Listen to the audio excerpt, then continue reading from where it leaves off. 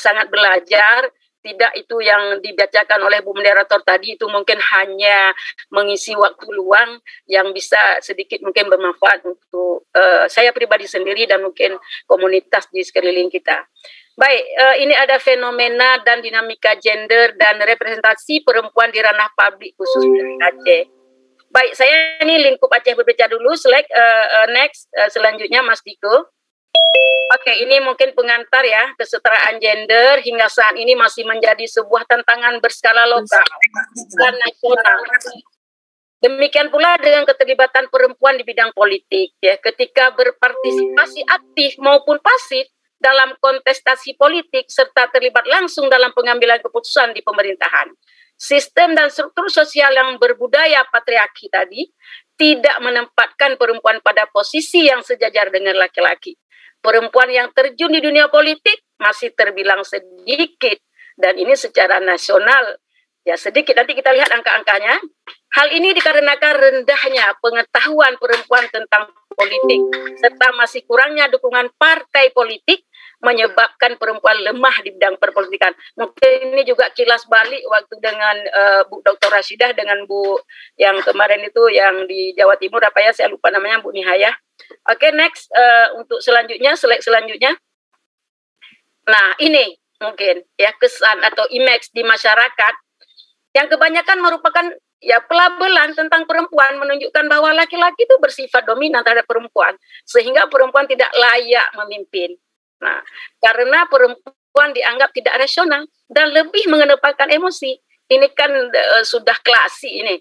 Pandangan yang bersumber dari stereotip ini dan keyakinan gender inilah yang akhirnya menimbulkan ketimpangan gender di berbagai sektor, termasuk sektor politik. Ini sebagai pengantar. Next, Mas Diko. Slide selanjutnya. Nah, ini saya mencoba melihat khusus di Aceh secara keseluruhan. Aceh ada 27 kabupaten kota. Nah, kita mungkin ya bisa melihat di slide kepala TK atau RA, itu RA Raudatul Atfal di Aceh, itu 100% pasti perempuan. Kalau kepala SD atau MI, ini dari jumlah perempuan yang memimpin lembaga pendidikan di Aceh, ini lembaga pendidikan dulu, itu 70% perempuan. Itu kalau kepala SD itu kebetulan saya memang ada juga banyak rekan-rekan sahabat di lembaga pendidikan yang menduduki jabatan itu. Kemudian kepala SMP atau sanawiyah itu 35% perempuan. Kemudian kepala SMA atau MA itu 25% perempuan. Nah, sampai kepada ini lembaga kita, rektor atau pimpinan perguruan tinggi, only one. Ini Ibu Inayah ya, Ibu di stand di Rundeng, itu pun sempat ya riak-riak kecil juga kemarin ya, mungkin karena perempuannya. Nah, jadi ini mungkin potret angka secara statistik dan kenyataan di lapangan seperti ini. Nah, oke, next selanjutnya mungkin Mas Diko, slide selanjutnya. Nah, ini khusus dalam bidang politik khusus di Aceh. Nanti kita bisa lihat. Tidak ada satu ibu kota, satu kabupaten kota pun yang memenuhi afirmasi action kemarin itu 30%, tidak ada. Tidak ada satupun. 11% dari sampai malah ada yang satu orang. Kabupaten saya, kebetulan saya di jirannya ibu kota provinsi Aceh Besar, itu hanya satu orang. Selanjutnya Mas Diko, coba kita lihat. Ini Aceh Tengah, ada 4 orang, ada 2 orang, 1 orang. Aceh Besar 1 orang dari 34 orang, 3%. Menyedihkan. Ini wilayah yang sangat dekat dengan ibu kota provinsi Banda Aceh, berjiran. Saya terus terang kalau ke Banda Aceh itu cuma berapa menit ya, 8 menit sampai ke pusat ibu kota. Ini Kabupaten Aceh Besar, tapi dalam presentasi perempuan di parlemen ini only one, ya, hanya 1 orang. Kemudian Aceh Utara juga 1 orang. Ya, mohon maaf, saya memang tidak melakukan sebuah kajian mendalam tentang hal ini. Ini dua kabupaten ini, kabupaten saya dengan kabupaten ya Aceh Utara, dan ada satu lagi nanti apa satu itu saya perhatikan itu memang masih banyak, ya memang harus banyak lembaga-lembaga pendidikan non formal itu, katakanlah dayah salafi. Itu masih banyak. Saya juga menjadi bagian daripada mustami yang sering menghadiri pengajian-pengajian yang diadakan di daerah-daerah tersebut. Menurut saya, lagi-lagi saya sampaikan, tidak memang mengkaji secara mendalam, tapi ada metodologi penyampaian pesan-pesan di kitab itu kepada mustami ya, warga yang mengikuti pengajian. Apakah ini, menurut saya ini ada efeknya ke sini.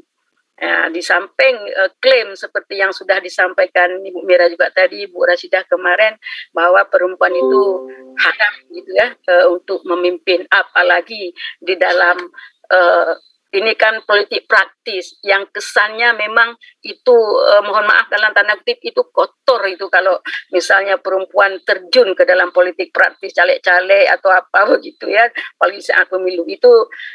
Saya pernah juga mengamati dan pernah melihat dengan mata kepala itu kalau ada baliho-baliho calon caleg perempuan itu tidak senang, dibukalah, dilemparlah dan sebagainya. Masih sangat seperti itu, menjadikan memang. Oke, next selanjutnya Mas Diko. Ya, ini tidak ada juga, ini ada satu orang yang Gayo Luwes. Ini satu orang dari 24 orang caleg ya. 4% dan tidak ada. Cuman satu, Aceh Tamiang, 37% dari 19 orang caleg. Kemarin saya sempat berdiskusi dengan Fiza Farwiza, seorang pemerhati Lauser ya, kebetulan saya sempat ikut HK kemarin. Jadi didatangkan, saya kebetulan mewakili Tengku Inang dari organisasi Tengku Inang. Jadi saya sempat berbincang dengan salah seorang anggota caleg perempuan dari Aceh Tamiang. Nah, mereka memang banyak ini 11 orang begitu. Ada 37%. Kami sebagai perempuan menyambut baik diskusi berjalan dengan baik di sana dalam forum, misalnya ada diskusi-diskusi atau ada rapat-rapat atau ada apa dengan di gedung dewan, tidak terjadi hal yang misalnya ada direndahkan perempuan, itu tidak terjadi kata salah seorang anggota caleg itu. Kemudian kembali ke tempat kembali ke tempat asrama, kami diasramakan karena saya bagian daripada Tengku Inang.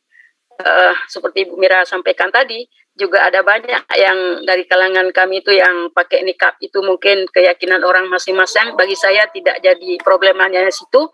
Tapi yang saya diskusikan, saya katakan tadi kan kita dengar itu dari anggota Dewan dari Aceh Tamiang. Mereka tuh ada 9 orang ya perempuan yang terwakili di parlemen begitu. Mungkin dengan tidak sadar salah seorang Tengku Inang mengatakan begini, Bu, itu kan dekat Medan. Jadi bahasanya bagi kita orang akademis itu kan jadi data begitu kan. Itu kan dekat Medan gitu. Jadi memang Aceh Tamiang itu berbatasan dengan Medan langsung ya. Ini lagi-lagi tidak mengkaji dengan mendalam, tapi dari segi pengamatan diskusi kecil dengan kawan seperti itu. Nanti mungkin ke depan akan kita coba lihat secara akademis lebih mendalam ya Bu Mira ya, dan kita ajak Mbak Nur nanti ya kolaboratif. Oke, baik, slide selanjutnya Mas Diko. Oke, ini mungkin ada, ini rata-rata ada ya, pokoknya cuma satu Aceh Tamiang. Inilah pergerakan dinamika khususnya perempuan di Aceh yang berkedudukan di lembaga parlemen yang terhormat dan masih sangat kecil. Jangankan memenuhi undang-undang, persentase memang tidak terwakili ya. Tapi kita jangan berputus semangat, menurut saya tetap optimis, insya Allah. Ya, kita ini dengan lembaga-lembaga yang peduli ya, tentang perempuan, dan juga nanti ini Bu Mira di PSB juga Bu Nasriah ya, dan sama-sama. Oke, selanjutnya slide selanjutnya. Nah, ini mungkin lebih mengerucut lagi, lebih mengerucut lagi kepada peran perempuan di ranah publik atau politik. Saya mengambilnya pada pemerintahan kampung atau desa dalam Kabupaten Aceh Besar. Bapak Ibu sekalian, rekan-rekan yang sangat saya muliakan, yang terhormat, Aceh Besar itu salah satu kabupaten di Provinsi Aceh. 23 kecamatan dan 604 kampung, kabupaten saya.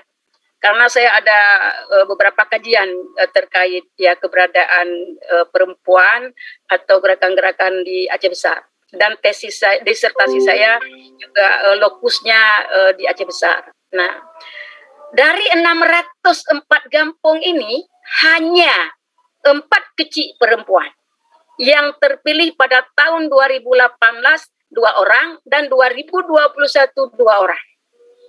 Sebelumnya Aceh Besar tak pernah memiliki kecil perempuan, walaupun ya undang-undang keindonesiaan tidak pernah melarang hak warga negara untuk terjun ke sini. Ya. Siapa itu dia? Yang pertama Ibu Cut Zaitul Akmal. Itu Gampung Senebo, kecamatan terpilihnya 2018. Kemudian ada Ibu Uliani, Gampung Miru Taman, Kecamatan Darussalam. Ini jirannya dengan UI Naraniri. Hanya beberapa menit kita berjalan ke kampung ini 2018. Kemudian Ibu Evi Erviana, ini Gampung Cetuho, berbatasan dengan Bandara Sultan Iskandar Muda. Nanti kalau Mbak Nur atau rekan-rekan Muka Aceh begitu turun mau ke kampung yang dipimpin oleh kecil perempuan, tinggal kita nyebrang aja dari bandara. Ini terpilih 2021 kemarin. Kemudian ini Ibu Mayasari, ini Ibu kecil termuda. Termuda, Kecamatan Lembah Selawah. Ini boleh dikatakan kalau bahasa apanya di Udik ini. Ini kampung terakhir dari perbatasan Aceh Besar ke Kabupaten ya. Nah, ini Lembah Selawah. Ini salah satu. Ada 4 orang kecil perempuan di Aceh Besar dari 604 kampung. Kita persentasikan saja kan, masih sangat kecil.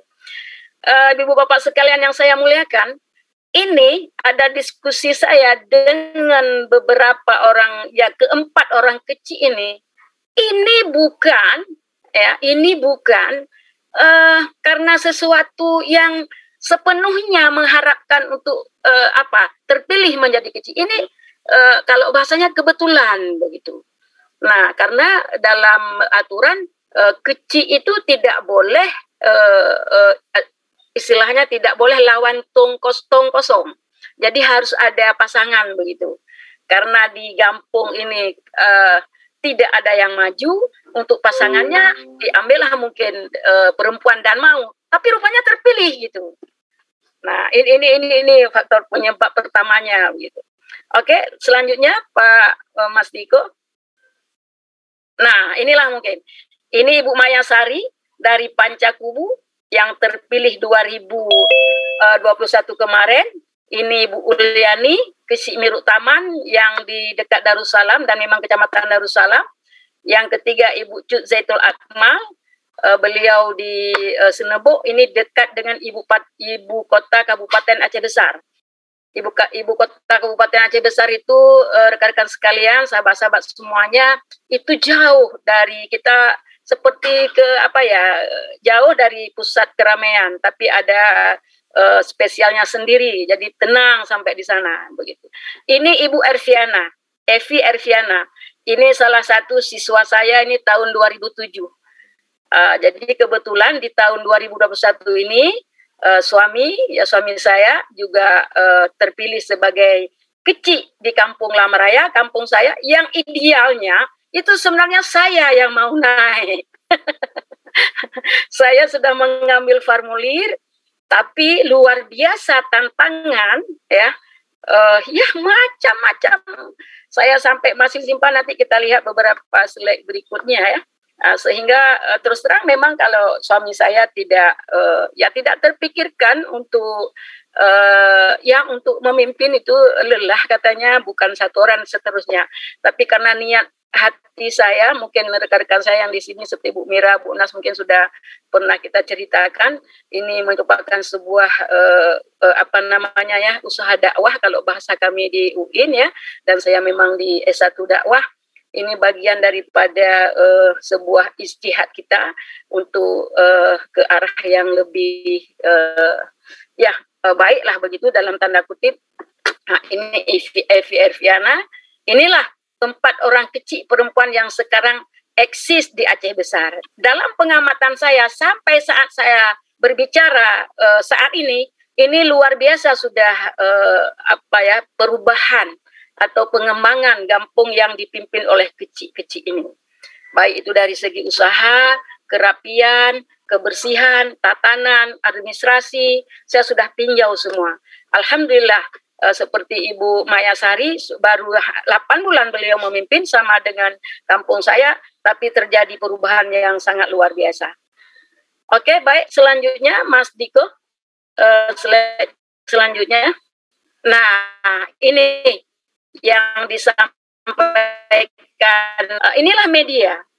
Jadi melihat beban media ini, gadis cantik ini dilantik sebagai Geci Pancakubu. Jadi yang ini memang ini kampungnya Bapak Ibu sekalian, memang asri ya, asri sekali itu, berbatasan langsung dengan gunung luar biasa ya, dilindungi oleh pemerintah. Ini menuju kampungnya memang naik rakit, naik pakai ini, dan ada jembatan. Kami bulan lalu juga ya ada usaha UMKM, ada namanya kalau di Aceh itu Boh Sunti, kalau Bu Mira, Bu Nasirah pasti tahu itu. Jadi ada banyak potensi bahan mentah sunti itu di tempat Ibu Maya Sari. Kami sempat ke sana, join beli di masyarakat, bawa sebuah mobil pickup. Jadi beginilah keadaannya.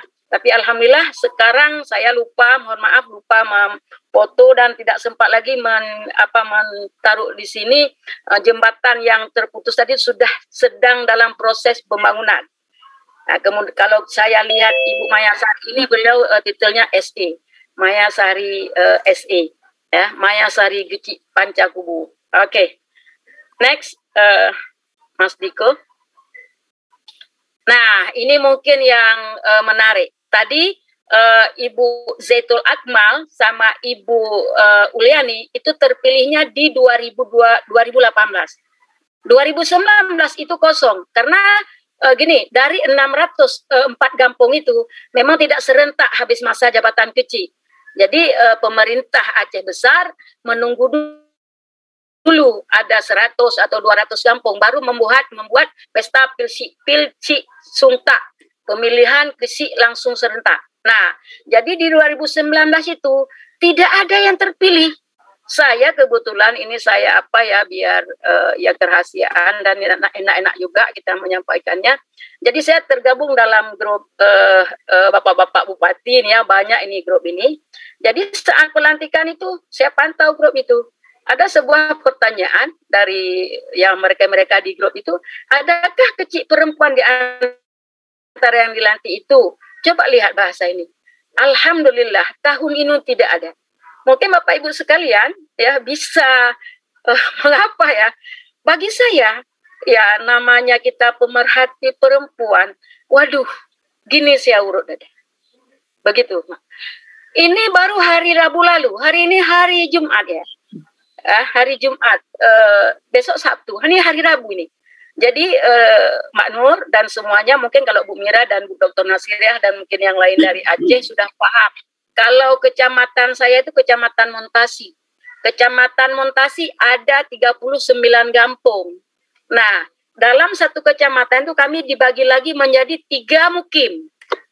Satu kemukiman itu terdiri dari 16 kampung. Nah, mukim saya kebetulan, kenapa saya tahu ini? saya dapatkan ini karena suami saya sementara posisi sekarang kecil begitu. Jadi saya kadang minta izin, saya buka WA beliau. Ini dari grup WA beliau. Pulang rapat malam kemarin, saya tanya, ayah kok lama kali? Oh ya rapat di masjid katanya. Ada apa? Oh ini gini, untuk imam mukimnya mau pemilihan baru katanya. Terus beliau cerita, dalam rapat memang dalam aturan katanya harus ada perwakilan perempuan. Jadi nggak mau panitianya itu ada perempuan. Ngapain perempuan nanti head di masjid sudah dan seterusnya. Oh saya santai aja sih. Bagi kita lagi-lagi itu kan data. Terus kemudian besoknya saya pantau. Lahirlah ini. Coba rekan-rekan sahabat-sahabat lihat semuanya. Tadi malam pas jumpa Pak Camat di Lamnga, ini salah satu kampung yang ada di kecamatan saya. Beliau setuju. Tidak termasuk perempuan dalam memberikan suara pemilihan umum kecil kontestasi. Bagi saya data dan teriris lagi saya. Nah inilah fenomena di kelas rumput. Belum lagi saya cerita apa ya apa yang saya alami.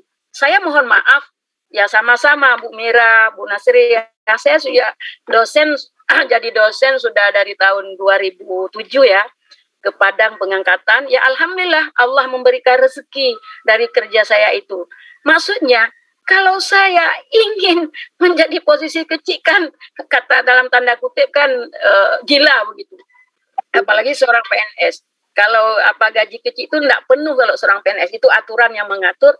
Tapi ada sebuah niat di hati bahwa perempuan ini bisa kok. Nah, terpilihlah suami saya jadi kecil sekarang.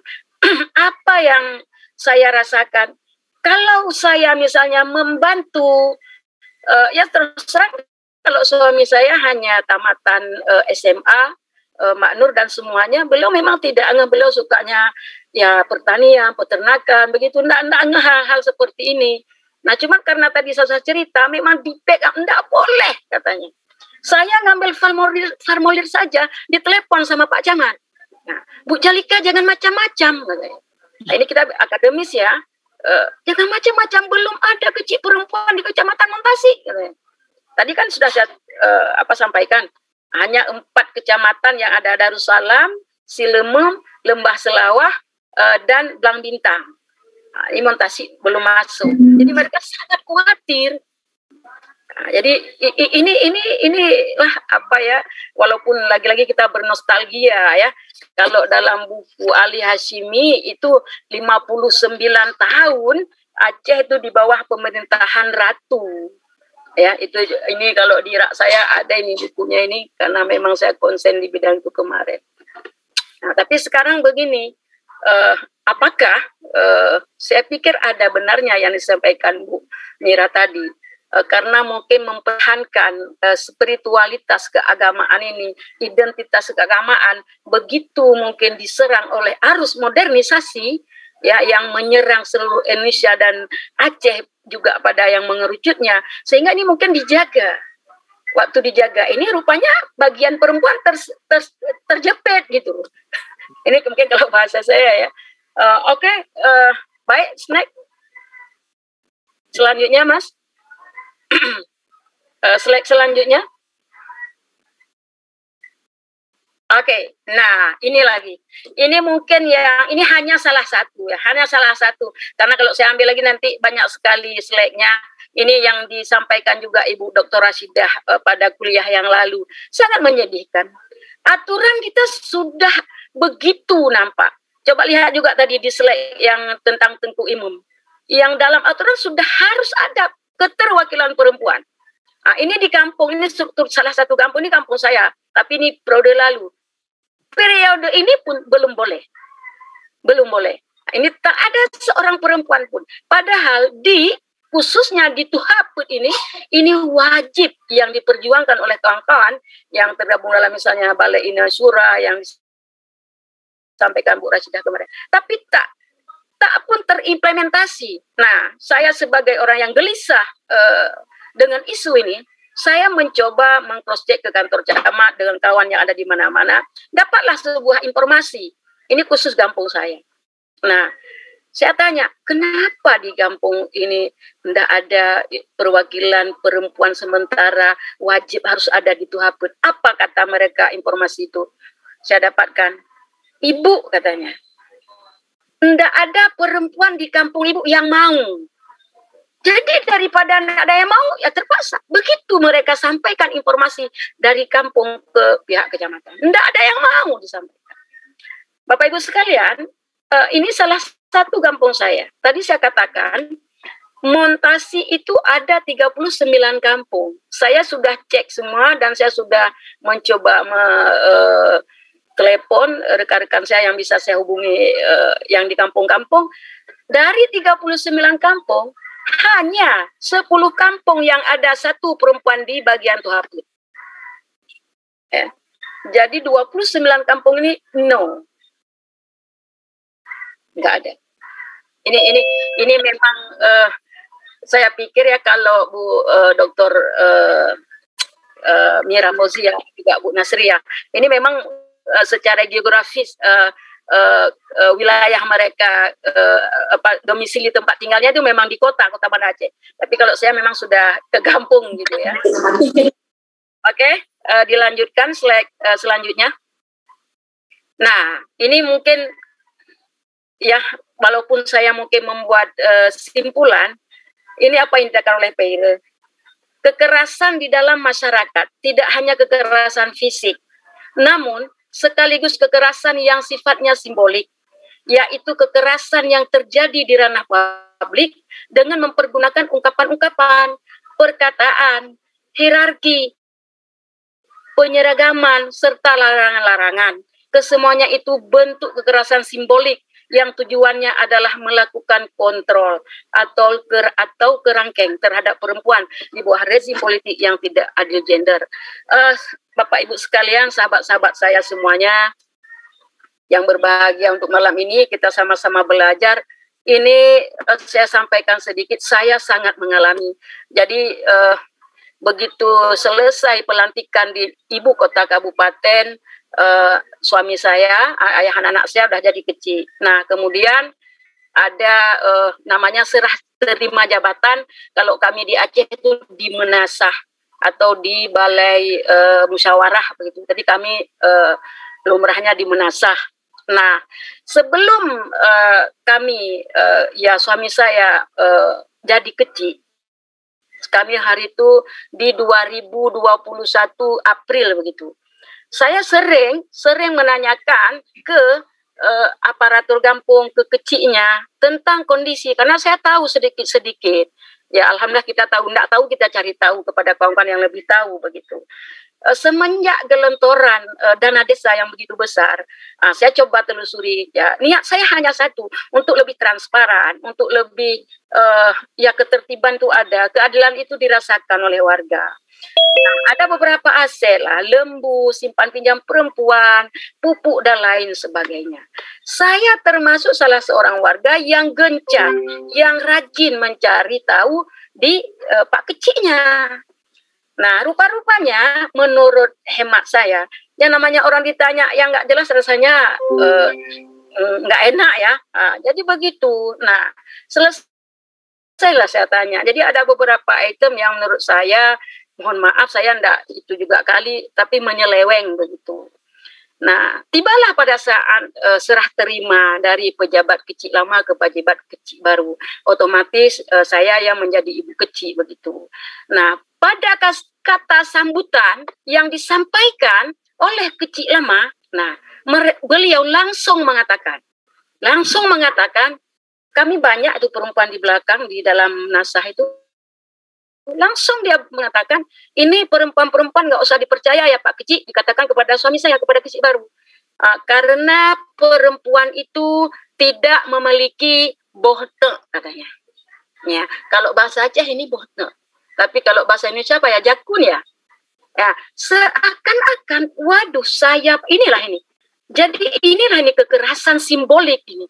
Perempuan, makanya bahasa saya kadang-kadang sedih luar biasa. Jadi perempuan ini dihayalkan, bukan dipantaskan.